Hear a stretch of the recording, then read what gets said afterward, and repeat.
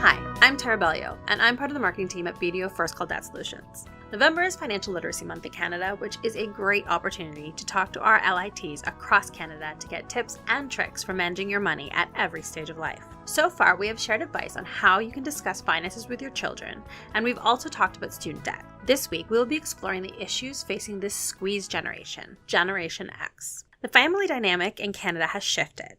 Not only are adult children still living at home while paying off student debt, but oftentimes so are their grandparents.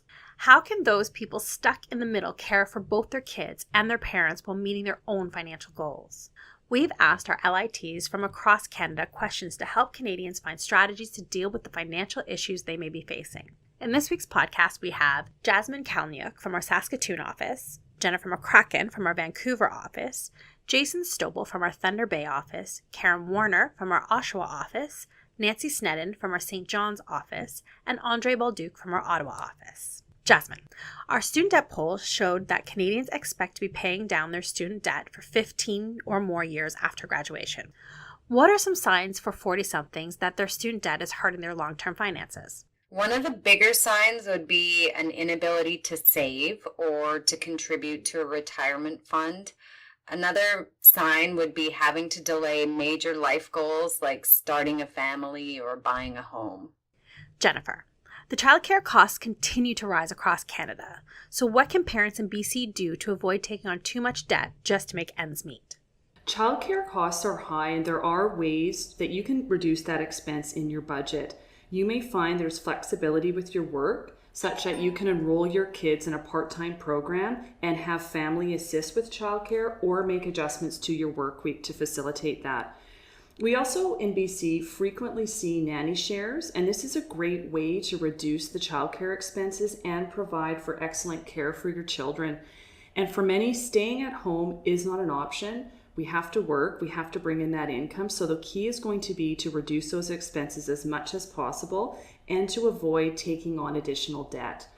A warning sign for taking on debt is if you're spending over 20% of your net income on debt payments. If you find you're supplementing your income with credit, it is a slippery slope because you're spending more and you're not using your income to pay down your debts. Also know that there are resources for family to help meet their expenses through government programs. So all families that have children should ensure that they apply for the Canada Child Benefit, which is administered through the Canada Revenue Agency. And in BC specifically, there is also an early child tax benefit for families with children under the age of 6.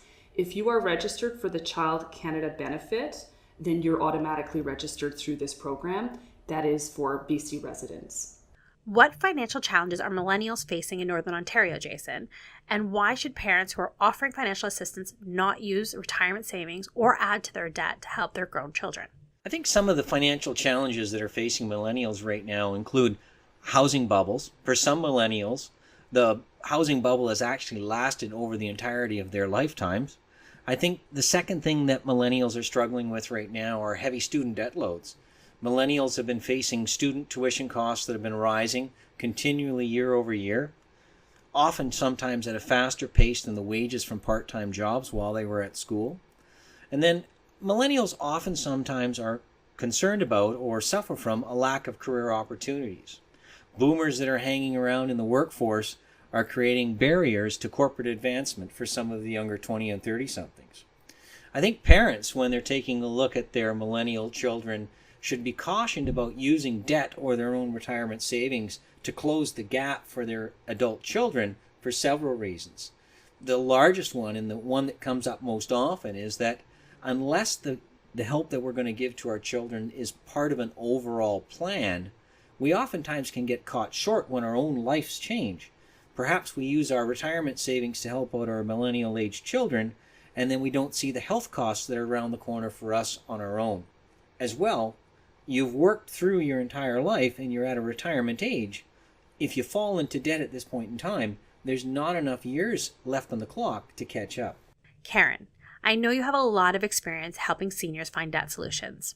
What would you say are some signs children should look for that would suggest that their elderly parents need help managing their finances or dealing with their debt? We've often been advised that you'll notice, or the children will notice if they go over to visit their parents, that their personality seems to be changing in some way. They're depressed. They don't seem to be enjoying the same things. They're not going out to restaurants anymore. They're not going to shows. And oftentimes that's indicating that they're financially struggling. You might also notice that the mail's piling up, or when the phone rings, they're very nervous. They don't want to answer the phone. These are all very good indications that they may be struggling with debt. It may have gone even as far as its collectors are dealing with it. What we find is with seniors, they tend to be very intimidated by collection companies, and they really feel an obligation to pay their debt, which of course everyone feels they have an obligation to pay their debt. But if you only have so much to go around, and you need a solution, then you need to seek advice. You need to find out what options are out there, how this can be dealt with. And we're certainly available to do that. We're licensed trustees, insolvency trustees. We'd be happy to help them.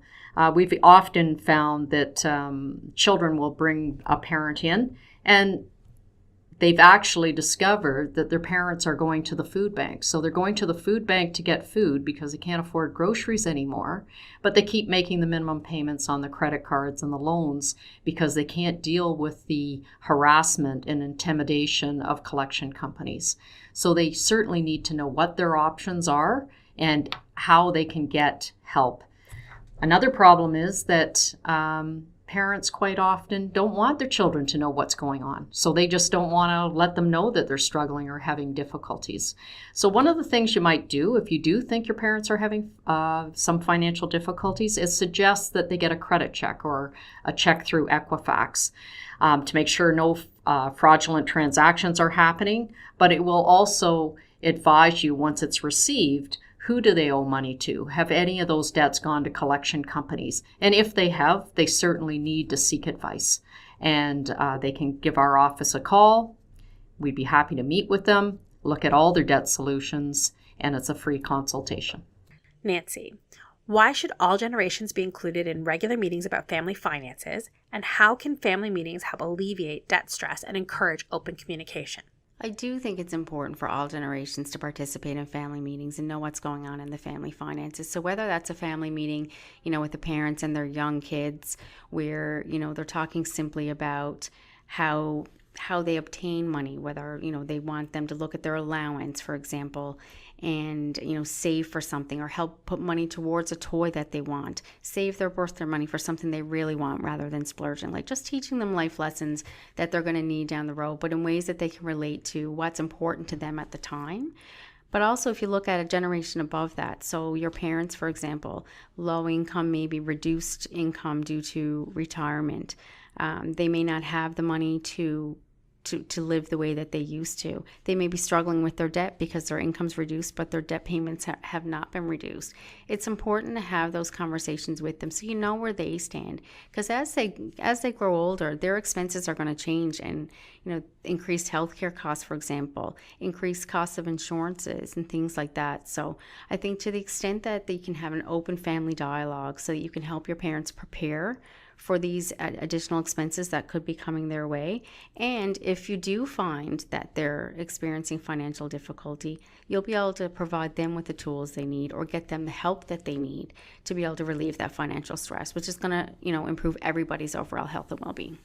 Finally, Andre, what steps can Gen X Canadians take to prepare their finances and their debt load for the possibility of financially assisting adult children and elderly parents? First thing is Gen Xers need to take care of their priorities. They need to have a long-term financial plan and to set out what their goals are.